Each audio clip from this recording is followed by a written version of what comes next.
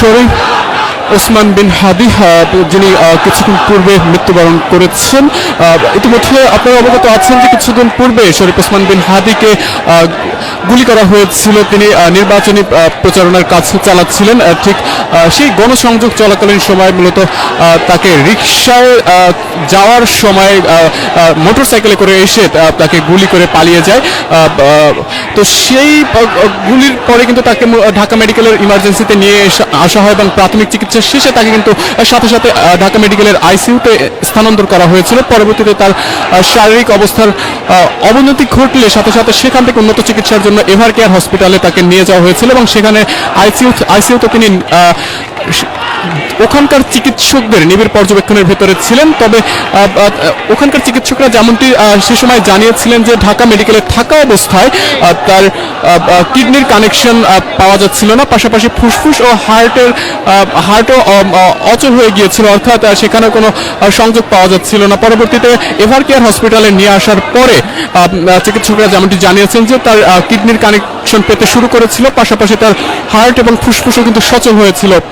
যদিও পরবর্তীতে যে আপডেট চিকিৎসকরা সেখান থেকে জানিয়েছিলেন যে তিনি কোনোভাবেই শঙ্কামুক্ত নয়। পরবর্তীতে অন্তর্বর্তীকালীন সরকারের সিদ্ধান্ত অনুযায়ী তাকে দেশের বাহিরে উন্নত চিকিৎসার জন্য নিয়ে যাওয়া হয়েছিল। তবে সেখানে চিকিৎসাধীন অবস্থায় তিনি আজ মৃত্যুবরণ করেছেন এবং সেই মৃত্যুর তথ্যটি কিন্তু তার ভেরিফাইড ফেসবুক পেজ থেকে মূলত জানানো হয়েছে এবং সেই তথ্য জানার পরপরই আমরা যেমনটা দেখতে পাচ্ছি যে শাহবাগে কিন্তু চতুর্মুখী মানুষের ঢল নেমে এসেছে এবং চারপাশ থেকে কিন্তু সাধারণ মানুষ একের পর এক এসে শাহবাগে জড়ো হচ্ছিলেন। এবং আমরা এই মুহূর্তে যদি একটু শাহবাগের চারপাশ ঘুরিয়ে দেখাই, পুরো চারপাশেই কিন্তু সাধারণ মানুষের উপস্থিতিতে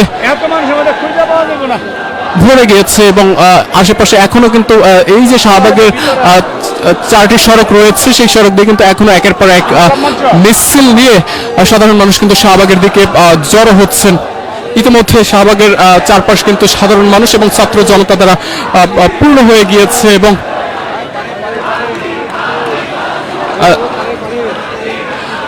সকলে কিন্তু এই হাদির মৃত্যুর কথা জানার সাথে সাথেই কিন্তু তারা এখানে এসে জড়ো হয়েছেন এবং বিক্ষোভে কিন্তু উত্তাল পরিস্থিতি এই মুহূর্তে বিরাজ করছিল শাহবাগে।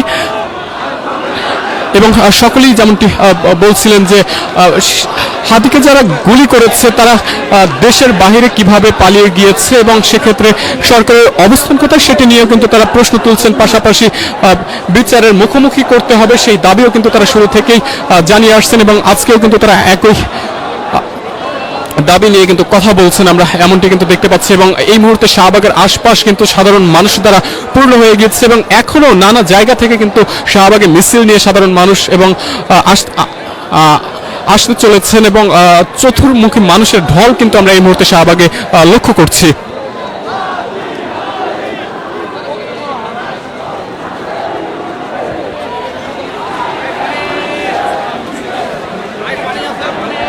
দর্শক দেখছেন যুগান্তর লাইভ, আমরা এই মুহূর্তে যুক্ত আছি শাহবাগ চৌরাস্তা থেকে, দেখানোর চেষ্টা করছি এই মুহূর্তে শাহবাগের পরিস্থিতি ঠিক কেমন রয়েছে। অর্থাৎ শরীফ ওসমান বিন হাদির মৃত্যুর তথ্য পাওয়ার পর যে সাধারণ মানুষের ঢল নেমে এসেছে, অর্থাৎ সবাই রাস্তায় নেমে আসছেন আর শাহবাগে জড়ো হচ্ছেন। তো শাহবাগের পরিস্থিতি এই মুহূর্তে ঠিক কেমন রয়েছে সেটি জানানোর চেষ্টা করছিলাম।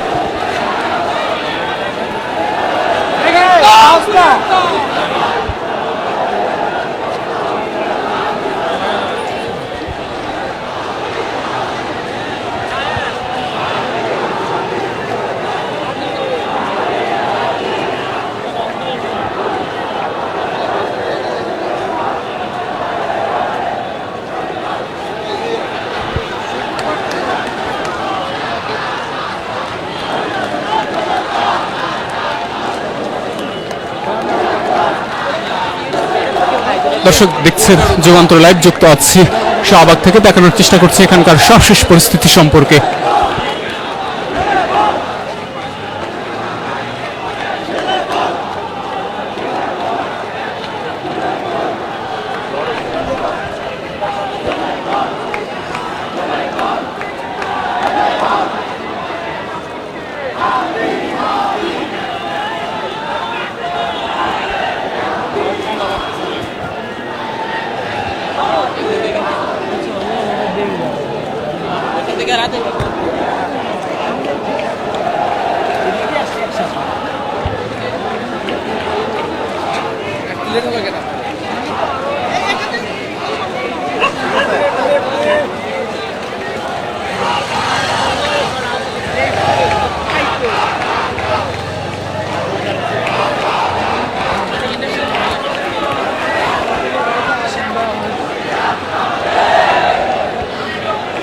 দর্শক যেমনটি দেখছেন যে এই মুহূর্তে শাহবাগে কিন্তু একটি উত্তপ্ত পরিস্থিতি বিরাজ করছে এবং পুরো শাহবাগ কিন্তু উত্তাল অবস্থায় রয়েছে। আমরা যেমনটি দেখতে পাচ্ছি যে শাহবাগের আশপাশ জুড়ে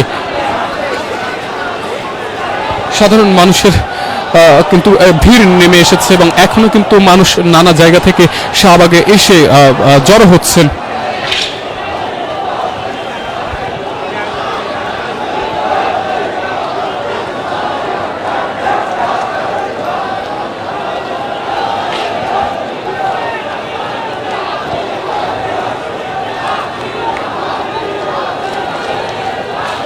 দর্শক আমরা আবারও যুক্ত হব যুগান্তরের অন্য লাইভে। ততক্ষণ পর্যন্ত সকলে ভালো থাকুন, সুস্থ থাকুন, সেই সাথে থাকুন যুগান্তরের সাথেই।